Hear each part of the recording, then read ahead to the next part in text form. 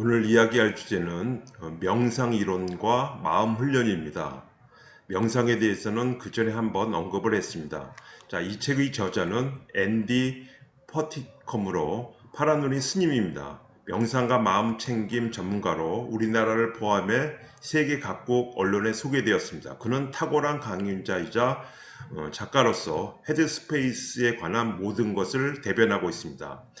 참고할 서적은 당신의 삶에 명상이 필요할 때입니다. 자, 저자는 사람의 마음을 비유로 하늘은 언제나 푸르다라고 말합니다. 구름은 우리의 생각이고 따라서 마음이 잡다한 생각으로 어순해지면 푸른 하늘은 일시적으로 당연히 흐려질 수밖에 없습니다. 저자는 마음이 수많은 생각으로 지나치게 분주했고 그래서 너무 오랫동안 푸른 하늘이 어떤 모습인지 거의 잊고 살았다고 합니다. 다시 얘기하지만 마음의 근본적인 본질은 푸른 하늘처럼 변함이 없다는 것과 우리가 어떤 감정을 느끼든 변함이 없다는 사실입니다. 우리가 어떤 이유로든 기분이 좋지 않거나 감정이 나쁠 때 구름은 단지 더욱 짙어집니다. 자, 여기서 중요한 것은 언제나 그 푸른 하늘을 어떻게든 명상할 때 창조해야 한다고 믿고 있지만 그 어떤 것도 창출해낼 필요가 없습니다. 명상은 단 하나의 구름도 생기지 않도록 애쓰는 과정도 아닙니다. 오히려 정원에 의자를 놓고 앉아서 흘러가는 구름을 바라보는 것에 더욱 가깝습니다. 때로는 구름 사이로 푸른 하늘 모습을 드러냈는데 그러면 기분이 좋아졌다. 그리고 내가 구름에 지나치게 몰두하지 않는 상태로 참을성 있게 앉아 있을수록 푸른 하늘이 더 많이 드러난다는 것입니다. 마치 저절로 그런 일이 일어나는 것 같습니다. 내가 전혀 거들지 않는 가운데 저절로 그렇게 되는 것 같다는 것입니다. 그런 방식을 통해 저자는 일부러 애쓰거나 무언가를 행하지 않고 단지 존재하는 것만으로 앉아서 마음을 자연적인 상태에 둘 수 있다는 확신을 갖게 됐다고 합니다. 잠시 시간을 내어 마음속에 그런 자유와 공간을 갖는 것이 중요하며 마음에 떠오르는 생각들이 양이나 강도에 전혀 개의치 않는 것이 어떨지 한번 상상해 보는 것입니다. 자, 좌선하고 명상에 들어갈 때 너의 마음은 비유를 한다면 야생마와 흡사한 것입니다. 당신이 조각상처럼 한 곳에 가만히 앉아 소위 명상이라는 걸 한다고 해서 당신의 마음도 갑자기 한 곳에 가만히 머물기 바랄 수는 없는 법입니다. 따라서 그 야생마, 그 거칠게 날뛰는 마음과 함께 앉아 있을 때는 그것이 자유롭게 놔둘 수 있는 공간부터 내줘야 한다고 합니다. 명상이라는 대상에 즉각적으로 집중하려 애쓰지 말고 너의 마음이 가라앉을 시간 기다려야 되겠죠. 조금 느긋해질 시간부터 가져야 한다는 겁니다. 서두를 게 뭐가 있습니까? 자, 천천히 부드럽게 마음이 필요로 하는 공간을 내주었고 야생마가 자연스럽게 쉴 수 있는 곳으로 행복하고 당당하고 느긋하게 머물 수 있는 곳으로 돌아오게끔 만들어야 됩니다. 어쩌면 처음에는 때때로 발버둥 치며 거부할지도 모릅니다. 그래도 상관없습니다. 그러면 그저 밧줄을 조금 풀어주었다가 다시 천천히 그 앞의 과정을 반복하면 됩니다.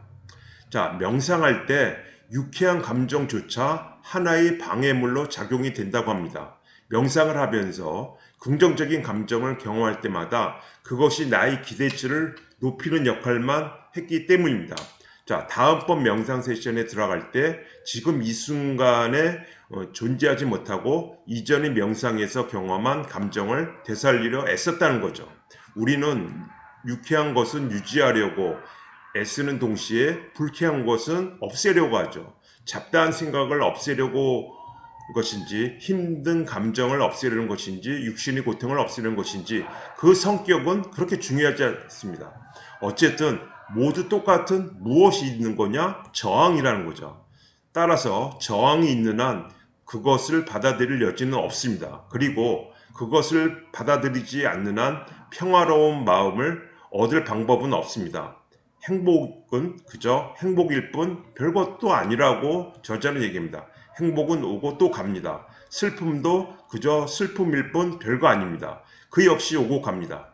자, 언제나 유쾌한 것을 경험하고 싶은 희망도 버리고 불쾌한 것을 경험하면 어쩌나는 두려움도 함께 버릴 수 있다면 누구든 고요한 마음을 갖게 된다고 합니다. 자, 불편한 느낌이 들면 우리는 언제나 그것을 없애려 노력합니다. 당연하죠. 그러면 노력 또한 긴장감을 불러온다고 합니다. 따라서 평소의 방식과는 정반대로 한번 해보라는 겁니다. 저항하지 말라는 거죠. 저항하지 않으면 당연히 긴장도 생기지 않는 법입니다.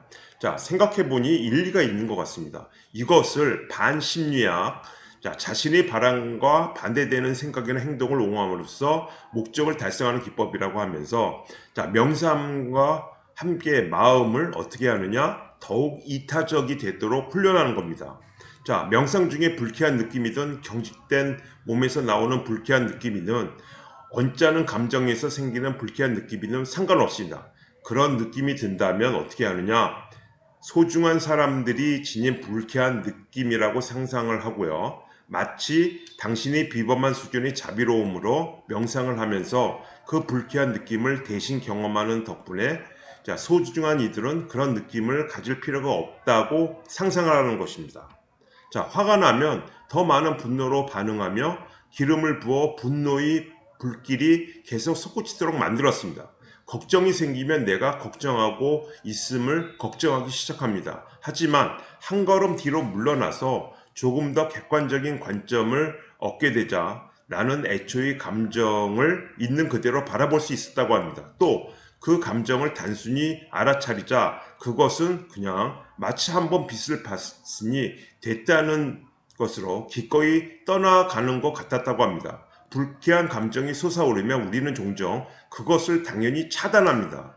그런 감정을 느끼고 싶어 하지도 가까이 하고 싶지도 않죠. 하지만 이런 반응은 그 감정을 훨씬 더 중요하게 만든다고 합니다. 자, 알아차림과 객관적 관점을 갖는 능력은 우리 내면에 이미 존재한다고 합니다. 따라서 감정이 오가게 내버려 두는 법을 배운다면 그 감정이 아무리 힘겹고 강렬해도 모든 것이 괜찮다는 느낌을 언제든 가질 수 있다고 합니다. 자, 저자는 우리의 감정도 좋은 감정 또는 나쁜 감정으로 규정하지 않을 것입니다. 어떻게 분노가 나쁜 감정이 아니라고 말할 수 있나요? 그것은 당연히 나쁜 것 아닌가요? 이렇게 얘기를 할 수 있죠. 물론 분노의 결과는 완전히 다른 문제이며 그럴 때는 당연히 자제력을 발휘하는 것이 매우 중요합니다. 과거의 경험에 비추어 감정에 단순히 좋다 나쁘다는 꼬리표를 붙이는 것보다는 그 감정 자체의 본질에 관심과 호기심을 갖는 개방적인 태도가 유용하다는 거죠. 그렇지 않으면 긍정적인 감정은 열심히 쫓아다니고 부정적인 감정은 당연히 열심히 없애려 드는 오래된 태도가 머물게 됩니다. 그러니 부드러운 호기심의 세계로 돌아가라고 합니다. 감정이 오갈 때 몸과 마음에서 어떤 일이 일어나는지 지켜보고 관찰하고 알아차리는 기법입니다. 자, 저자는 이미 알다시피 특정한 생각이 떠오른다고 해서 반드시 그에 반응하거나 그에 걸맞는 행동을 취할 필요는 없다고 합니다. 생각이 떠오를 때마다 그렇게 대응한다면 우리는 실로 아주 어려움을 겪겠죠. 사실 우리는 생각을 너무 진지하게 받아들이지 않을 수 있는 능력을 보유합니다. 우리는 제각기 이미 떠오른 생각을 심각하게 받아들여야 하는 경우에 대한 어떤 기준을 정해놓은 상태입니다. 떠오른 생각이 너무 극단적이어서 우리는 그냥 웃어 넘기거나 급히 떨쳐낸 순간도 있습니다. 그 순간에 당신은 그 생각을 있는 그대로 보라는 겁니다. 미친 생각 그 이상도 이하도 아닙니다. 이렇듯 우리 내부에는 그런 능력이 있습니다. 정기적으로 관찰자가 되어 모든 대상을 객관적으로 지켜보는 느낌에 익숙해지냐가 문제일 뿐입니다. 자, 아침에 저자는 10분 명상을 하는 동안에만 마음 챙김을 실행한 후 다음날 아침 명상까지, 그러면 23시간 50분 동안은 그냥 버티려고 하지 말고 마음 챙김을 어렵겠지만 온종일 적용할 수 있는 행위로 여기는 것이 바람직하다고 합니다. 다시 강조합니다. 마음 챙김은 당신이 무엇을 하고 있든 그 순간에 그 일에만 온전히 집중하는 것을 의미합니다. 그렇게 늘 마음 챙김을 유지할 수 있다면 당신은 지금 있는 곳이 아닌 다른 곳, 지금 하는 일이 아닌 다른 일, 지금 벌어지는 바와 다른 당신의 바람 등을 더는 생각하지 않는다고 합니다. 평소에 스트레스를 주는 유형이 생각에서 벗어난다는 거죠. 대신 당신이 지금 이 순간에 하고 있는 일과 함께 존재하는 것입니다. 자, 명상은 의심할 여지 없이 마음 챙김 연습의 필수적인 초석입니다. 하루에 고작 10분도 명상에 할애하지 않는다면 일상에서 마음 챙김을 행하려는 것은 결국은 모래밭에 집을 지는 것과 같습니다. 그리고 일상에서 행동하고 느끼는 방식을 바꿔주지 않는다면 명상이 무슨 소용이 있겠습니까? 자, 명심하세요. 명상은 당신 자신과 주변 사람들이 삶을 더욱 편안하게 만들기 위해서입니다. 명상으로 고요함을 얻는다고 해서 명상이 끝난 후 처음 만나는 사람에게 화를 낸다면 그게 무슨 소용이 있겠습니까? 선생님도 이런 경우가 있더라고요. 명상을 다음 24시간을 살아가는 토대로 생각합니다. 명상으로 얻은 고요함을 바탕으로 알아차림을 유지할 수 있다면 당신은 어떤 상황에서든 현명하게 대처할 수 있다고 합니다. 자신만의 스토리에 사로잡혀 알아차림을 잃어버린다면 당연히 충동적으로 대응하게 될 겁니다. 그래서 하루에 꼭 10분씩이라도 명상을 하기 바랍니다. 오늘 여기까지입니다. 자, 수고하셨습니다.